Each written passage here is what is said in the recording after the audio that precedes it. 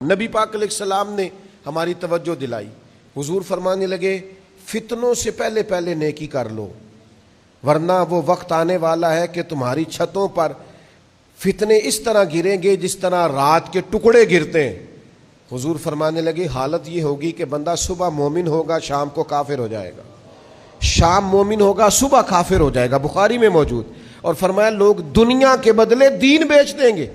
جلدی جلدی نیک اعمال کر لو، وقت کو سمجھ لو، جلدی سے خیر کٹھی کر لو. جوانی ہے تو زیادہ کام کر لو، ہمت ہے تو زیادہ کام کر لو، صحت ہے تو زیادہ کام کر لو، توفیق ہے تو زیادہ کام کر لو، لیکن ٹال مٹول نہ کریں، وقت کو ضائع نہ کریں. آپ کل پرسوں حضرت عمر بن عبدالعزیز رحمۃ اللہ تعالی علیہ کا خادم کہنے لگا حضور آپ کی صحت ٹھیک نہیں، یہ کام کل نہ کر لیں.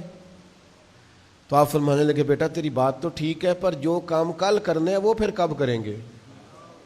آج والے تو کل کر لیں گے، تو جو کل والے ہیں. فرمایا پھر تو کل والے پرسوں پہ چلے جائیں گے، تو میں ایک دن ہر چیز کو لیٹ نہیں کر سکتا. وقت کی رفتار کو سمجھو میرے بھائی.